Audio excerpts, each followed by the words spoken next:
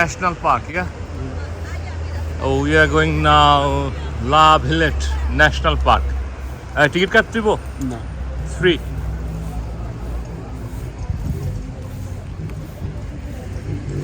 La Villette National Park.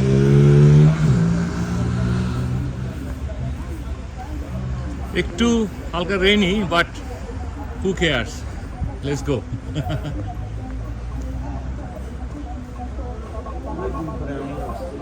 Shahid ভাই, আপনার অসংখ্য ধন্যবাদ আমাদেরকে সময় দেওয়ার জন্য। No problem. আজকে আমাদের হোস্ট শাহিদ ভাই।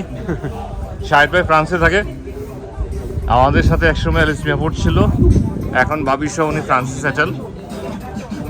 আপনারা শাহিদ ভাইয়ের জন্য দোয়া করবেন। আর আপনারা যারা আমার চ্যানেল দেখে থাকেন, অন্যদেরকে উৎসাহিত করবেন আমার চ্যানেল সাবস্ক্রাইব করার জন্য। আমার সাথে থাকুন, আপনাদেরকে লা ভিলেট ন্যাশনাল পার্ক এখন ঘুরে ঘুরে দেখাবো। শাপলা ফুল না এগুলো? আসসালামু আলাইকুম। প্যারিস জার্নির তৃতীয় পর্বে আপনাদেরকে স্বাগতম। পার্কের ভিতরে যখন আমি শাপলা দেখলাম, আমি তো অনেকটা অস্থির হয়ে গেলাম। এইখানে শাপলা ফুল কীভাবে আসলো এই ঠান্ডা দেশে? তো তারপরে অনেক উপর থেকে সিঁড়ি ভেঙে আমি, আমার ছেলে মাহিয়াত, শায়েক ভাই, আমরা নিচে পুকুর পাড়ে গেলাম এবং শাপলা ফুলগুলোকে সুন্দরভাবে দেখলাম। এটা একটু ডিফারেন্ট টাইপের শাপলা ফুল। আমি অনেকটা আত্মহারা হয়ে গেছিলাম ওখান দিয়ে। আমি সত্যি ভাবতেও পারিনি প্যারিসে গিয়ে আমি শাপলা ফুল দেখতে পাবো। লা ডেলক পার্কের ভিতরে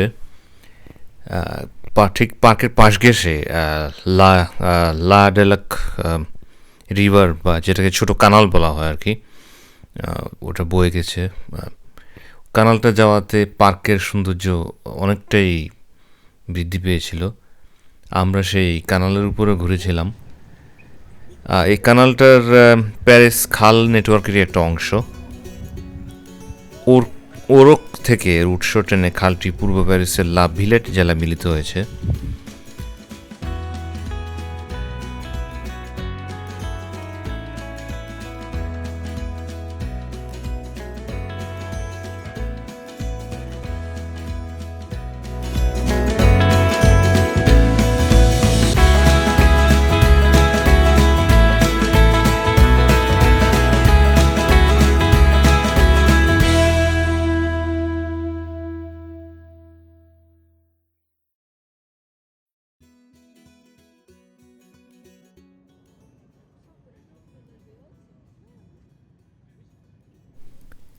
আমি আর শায়েক ভাই পুকুর পাড় ঘেঁষে সিঁড়ি ভেঙে আমরা মূল পার্কের ভিতরে চলে আসি।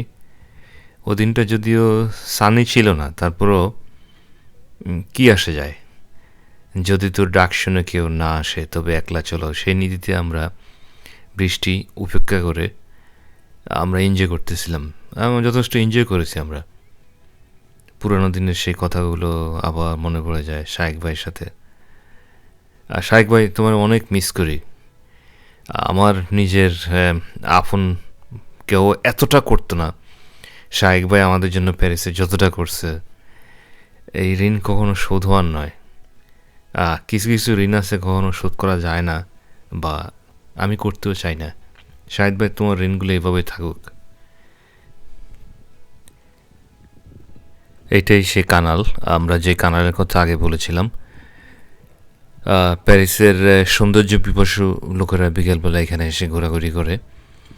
এই কানালটা পুরো মেইন প্যারিসের বুক ছিঁড়ে বের হয়ে গেছে এবং দুই পাশটা এতটাই সুন্দর। সম্বর্ধনা জীবনের প্রথম।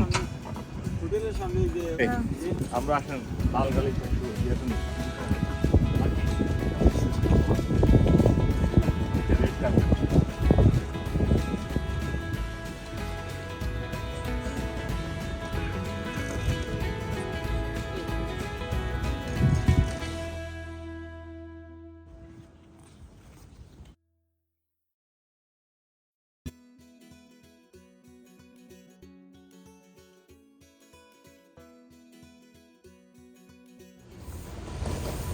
আচ্ছা, এরা ঠিক আছে হালাল খায়, পরিবেশটার এরকম নোংরা করে ফেলা, এটার কোনো হালাল খাবে তারপর পরিবেশটা নষ্ট করে দেবে। রেস্টুরেন্টে বলবে যে হালাল কি আছে তারপরে খাবে মদ। হালালের সাথে মদ না, আল্লাহু আকবার। তো হালালটার উইস্কি দিবে শাম্পাইন, এটা দুইটা তিনটা সাথে। হালালের সাথে মদ। বাট শায়েক ভাই, ইংল্যান্ডের গুলো এরকম না, ইংল্যান্ডের গুলো সাইড দেওয়া হয়, এরা একেবারে বাংলাদেশে যেমন সিম গাছের মতো করে ফেলাইছে। এই যে পার্কের মধ্যে আর কি একটু নেচার দিল, একটা নেচার মানে আপেলের সিজন, বাচ্চাদের সুন্দর খেলার জায়গা। তারা ওদেরও আছে কিছু সিকিউরিটির জন্য। প্লেগ্রাউন্ড দেখার সাথে সাথে আমার বড় ছেলে মাহিয়াত, ও মনে হয় যেন ওর বয়স হারাই ফেলে। ও বাচ্চাদের মতো পুরো উপরে যেয়ে ওখান থেকে সুইং করা শুরু করে দেয়। মাশাআল্লাহ, আমার ছেলের এনার্জির অভাব নাই। আশেপাশের পরিবেশটা এতই সুন্দর আর মনোমুগ্ধকর, বিভোর হয়ে দেখতেছিলাম, মনে হচ্ছিল যেন সবুজের হাতছানি। শায়েক ভাই আসার সময় আমাদের জন্য দুটো ছাতা নিয়ে আসছিল, দুজনে দুটো ছাতা হাতে নিয়ে আমরা হাঁটতেছিলাম, মনে হচ্ছিল যেন প্যারিসে কোনো গটকালি করতে আসছি আমরা।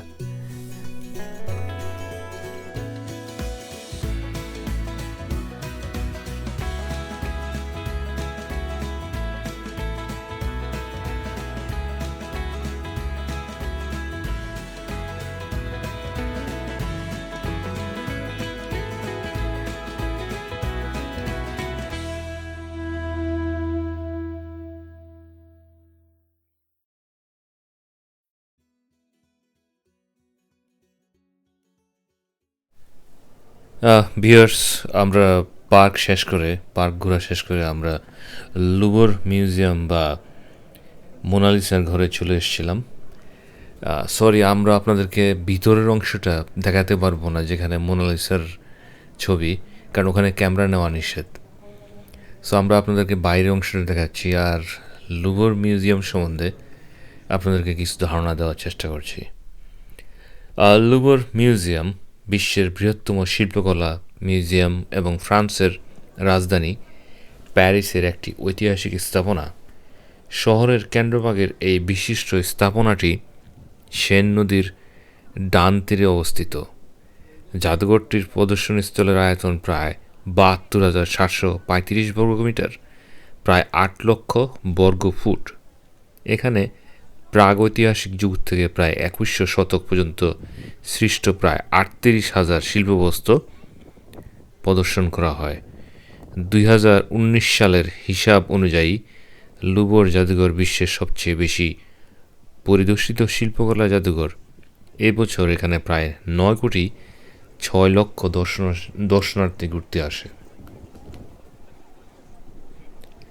১২০২ সালে ফ্রান্সের রাজা ফিলিপ আগাস্টাসের অধীনে সিন নদীর তীরে গড়ে ওঠে এই প্রাচীন সভ্যতা। লুভর মিউজিয়ামকে জাদুঘরে রূপান্তর করার আগে এটি রাজাদের বাসভবন ও প্রদর্শনাগার হিসাবে ব্যবহৃত হয়ে আসছিল। এটিকে ইংরেজিতে বলা হয় দ্য মিউজিয়াম অফ লাভার এবং ফ্রেঞ্চ ভাষায় বলা হয় মোসি ডো লোভর। ফ্রান্সের সবচেয়ে প্রাচীন এই ব্যস্ততম জাদুঘরটি দেশটির রাজধানী প্যারিস শহরে অবস্থিত। পৃথিবীর সবচেয়ে প্রাচীন জাদুঘরের মধ্যে এটি অন্যতম।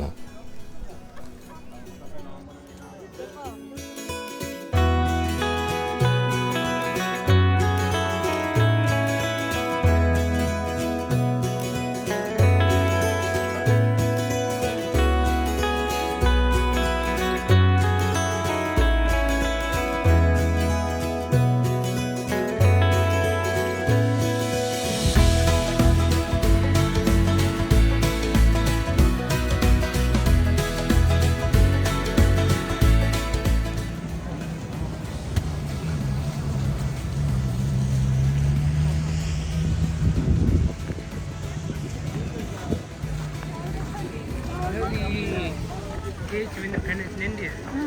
This is the French version of that. Is it? The Ogdi Joyan. Ugly giant. Joyan. Giant. Joyan. Wow, that's one tall lady. I think it's over now. I think so. Wow.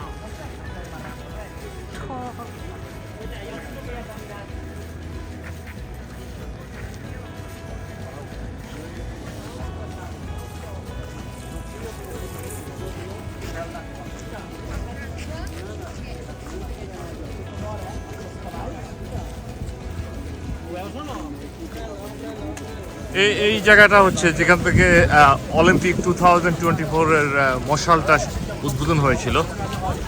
আমি সৌভাগ্যবান যে এই পার্কে আসতে পারছি। শাহেক ভাই, এই পার্কের নাম কি? ফ্রন্ট ক্যামেরা দিয়ে লুকবোদো। লুক ওকে, আমার দ্বারা সম্ভব না, আপনারা গুগলে সার্চ করে নেবেন। এতটাই ভালো লাগতেছে যে আমি near to museum the Louvre. আচ্ছা, এটা near to Paris museum the Louvre. শাহেক ভাই, আপনার সাথে আজকে প্রায় 8 বছর পর দেখা হলো। আপনার অনুভূতি আমাদের সাথে শেয়ার করেন। আলহামদুলিল্লাহ, অনেক ভালো লাগছে যে মিজান ভাইকে পাইছি আবার, যে লন্ডনে ওনার সাথে অনেক ঘোরাঘুরি হয়েছে, কথাবার্তা হয়েছে, যে অনেক একটা ভালো ফ্রেন্ডশিপ ছিল। আলহামদুলিল্লাহ, আলহামদুলিল্লাহ, এটা অনেকদিন পরে থাকবে আমাদের সারা যে জীবন। থাকবে। আর এখন পাইছি যে একটু সময় দিতে পারছি আর ওনাকেও দেখতে পারছি, এটাই আমার ভাগ্য। থ্যাংক ইউ ভাই, Thank থ্যাংক you. ইউ। আপনার শুভকামনা রইল, ইনশাল্লাহ আমরা দোয়া করি।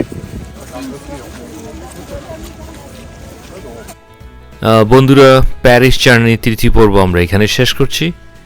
দেখা হবে চতুর্থ পর্বে। সবাই ভালো থাকুন, সুস্থ থাকুন। আল্লাহ হাফেজ। চলেন, পয়সা দিয়ে হলে ঢুকবো আমরা, মিস করুন না। ওয়াটারফলস আছে, ইয়েস, দেখি কত করে আগে দেখি।